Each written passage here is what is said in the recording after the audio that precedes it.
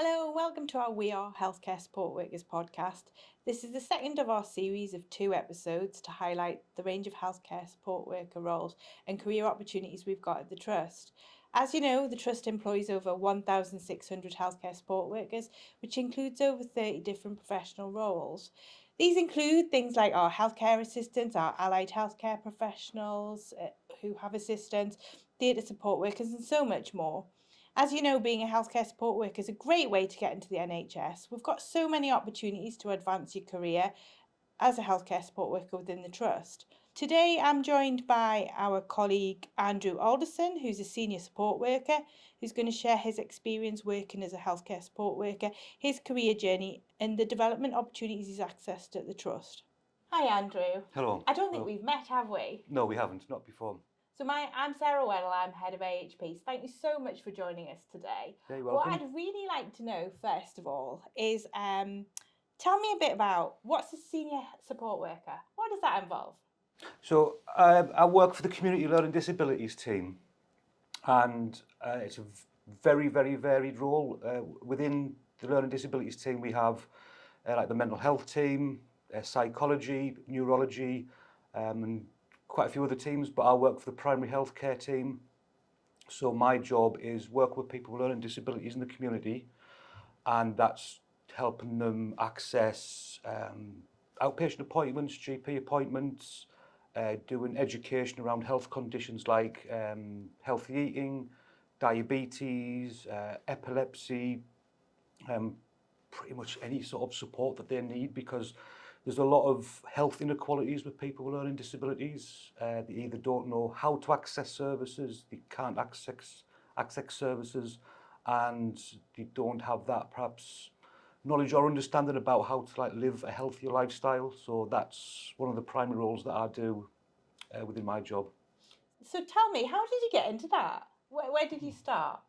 So I've only been in this job for just over 3 years.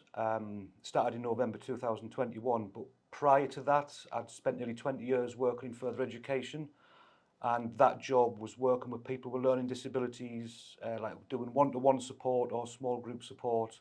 And then within that role, about 12 years ago, I qualified as a teacher. So for that period of time as well, I was also teaching maths and English to people with learning disabilities and other sort of like 16 to 19-year-olds. But then it was, as I say, about 3.5 years ago or so that I started to reevaluate what I wanted to do for the next part of my career. And that's when I was looking on the NHS website and I saw that this job would come up as a support worker within the learning disabilities team. Wow.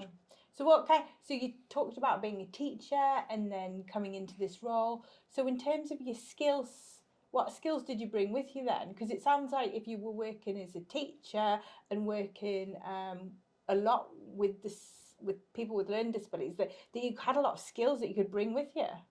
Oh, definitely, because with working for such a long time with people with learning disabilities, you know and understand about the different levels of learning disability, the very, very different communication styles, how to communicate effectively with people with learning disabilities. So when I'm working with someone, it can be like an individual in their support team or family. It's having that knowledge and skills and how to present that information. And we always say, like, in small bite-sized chunks, allow extra time for processing, plenty of times for questions to be asked, reinforce that information, and don't just go out and give a load of information really quickly and say, right, thank you very much, I'll see you later. It's always making sure that you actually hopefully understood that information, and then you can revisit with them several times if needs be, until you you feel happy that they have that knowledge that they didn't previously have. So in terms of we came with all these skills. What skills have you learned since you've been doing this role? So when I started in this role, because when we're coming from education to healthcare, I mean the learning curve was vast. Well, I mean, it still is. Every day is learning something new every day, but especially at the start. But the colleagues I worked with are absolutely fantastic, you know, like really helpful, taking time to understand things, doing a lot of shadowing at the start. And then over time, working with the nurses within my team, started getting like my own caseload. so like work with individuals, was learning about different health conditions, and it's sort of like building up relationships with staff, building up relationships with the people that I support, but also like social workers, GPs, nurses in other sort of like other practices. It's just kind of, I think, really learning what the huge amount of work that goes on out there in the community that I certainly wasn't aware of before I started this. Absolutely. So have you done anything formal training courses within the trust to help with this process? So when I started, we did all the, the mandatory training that you've got to do as part of anybody's job. But then I've also done training courses around, it's called Making Every Contact Count.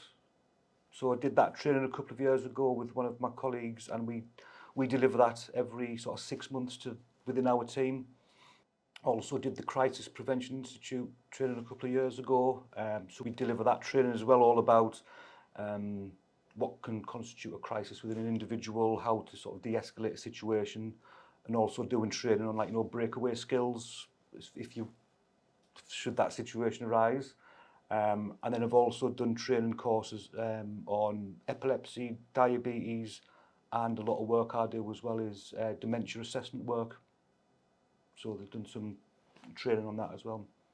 What I really love is the fact that you've got your teaching qualification, you've come into our kind of sphere, but you're still using those teaching skills to help in this role. Oh, absolutely. I think and again, that's what's great about everybody that I work with, because it's that awareness of how to communicate properly, and that's what a whole lot of it's about. If someone's trying to explain something, but they've got limited communication skills, we prepare like visuals that they can just sort of like use to point at, or work with care staff that know the individual a lot better, so they can sort of like help us understand what the person's trying to say. So yeah, there's a whole range of skills that can be like brought from a previous job into this one. And what I find fascinating as well is, when we think about some of our healthcare support staff, sometimes they start like coming from GCSE level and they access our level 2 apprenticeships, or they come in other routes. And what's fascinating is you've kind of almost had a full career and then had fancy something different. Oh, I mean, when I saw this role, it was a band 3 role when I applied for it and got the job, sort of just over 3 years ago. But again, because it's a very, very supportive team that I work with, within about 7 or 8 months, I'd been given like a band 4 on a secondment role. And that's when I got a lot more into doing work around the dementia assessment work and doing all the initial health assessments when we get new referrals in. And then when this role got made permanent just about a year ago, that's when I did the care certificate as part of that training. And I think it's really good because you've brought all your life experience and all those skills that you've learned throughout your career journey so far. I'll always go back to your teaching, thinking about all the skills you've brought into that role, and then you're now doing as part of this role. Where do you see yourself in the next few years then? I really don't know, because I still feel, I don't feel like this is like a new job still, but because every day, I know it's like, you can say this, a bit of a cliche, but every day is totally different, and it could be totally unexpected. I mean, you could have like a plan of what you're going to do in the day. It could be like, you're in the office in the morning, you're doing a home visit in the afternoon, and then you go to a GP appointment later in the afternoon. But that can just be completely just thrown out the window by one phone call, one email. So that's what teaching certainly told us, is to remain calm in what can be stressful situations, when you've kind of been pulled in several directions at once, and then you've got to really think on your feet. But it's to go on forwards.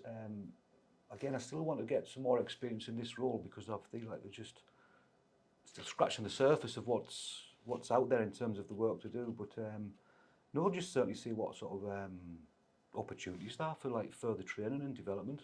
And the training you've done so far, like the care certificate, and you've mentioned the different kind of courses you've done, how do you feel they've helped your development in this role?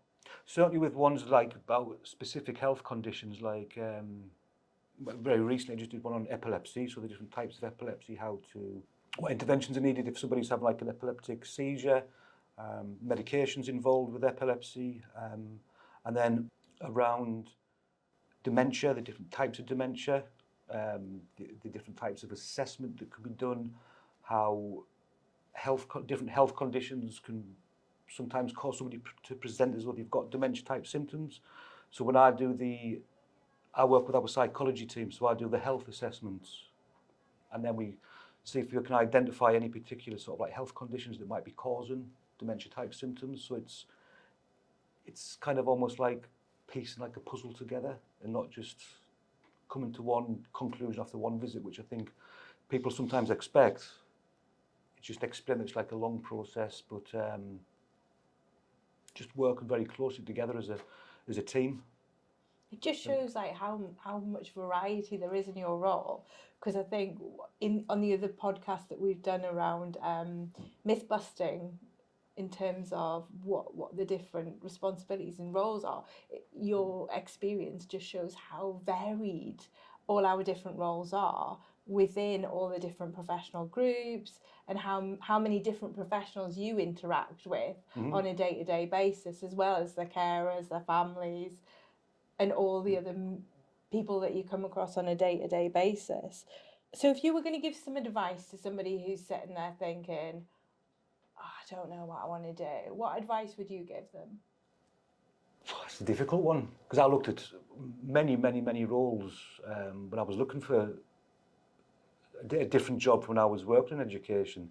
I think just know what your own strengths are, know what your own interests are, because it's so important to go into a job that you love going to. Because I'm sure we've all had jobs in the past where you wake up and you have that feeling in the morning where you just think the last thing I want to do is go into work. But it's even after like 3 years, it's such a nice feeling to wake up in the morning and feel that you're looking forward to going into work, and that you are making a difference in people's lives. So I think for any advice to give to someone, I'd say just think carefully about what you want to do, because it can be a big change. You know, if you're changing careers, and just be aware that you can ask for, you know, training and support and what's out there. It's not just you start your job and you'll have to get on with it.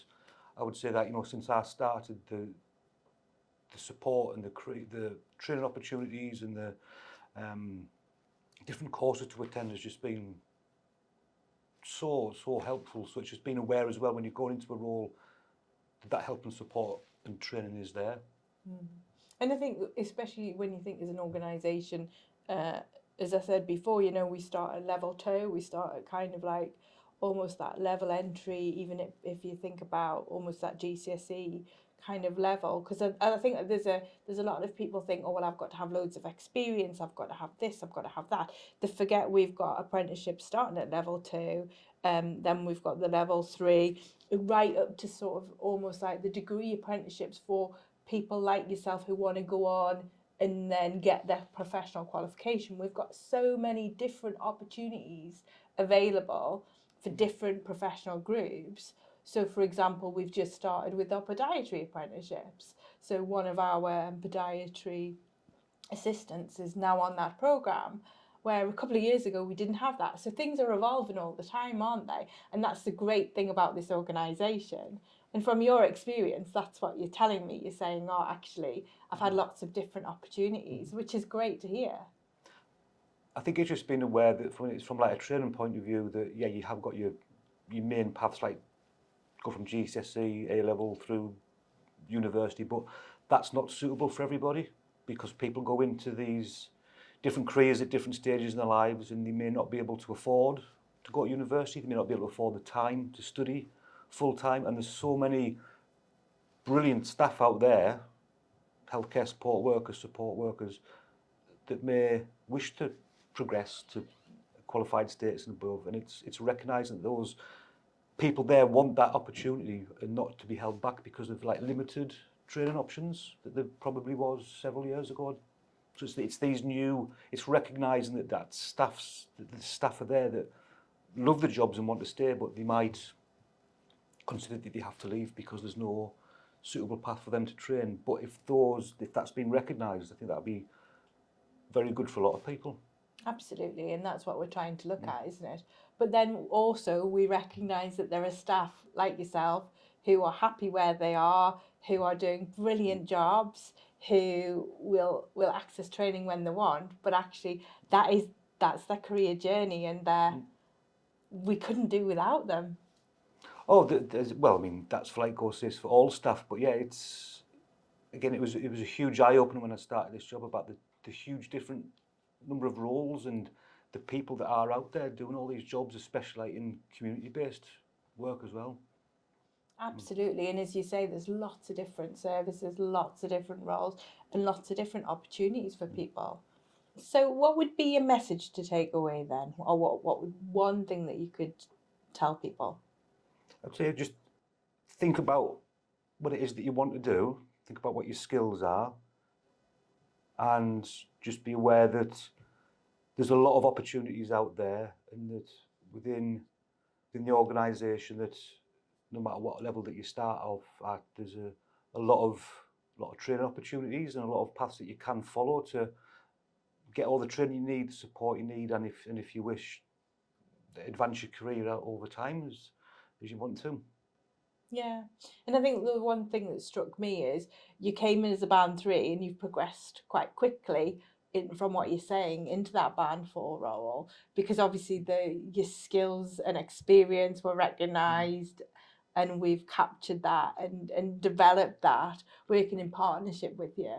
I think that was that's what I really love about the team that I work with, is that not just with myself, but with members of staff, they recognise the skills in people and want to keep them and develop them, and have that really good working relationship between them and the people that we work with in the community.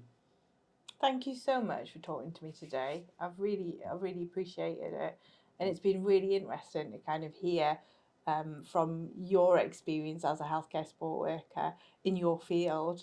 And I'm sure there'll be lots of people really interested to hear about all the variety of work and experiences that you have on a day-to-day basis. So thank you so much. No, my pleasure. Thank you.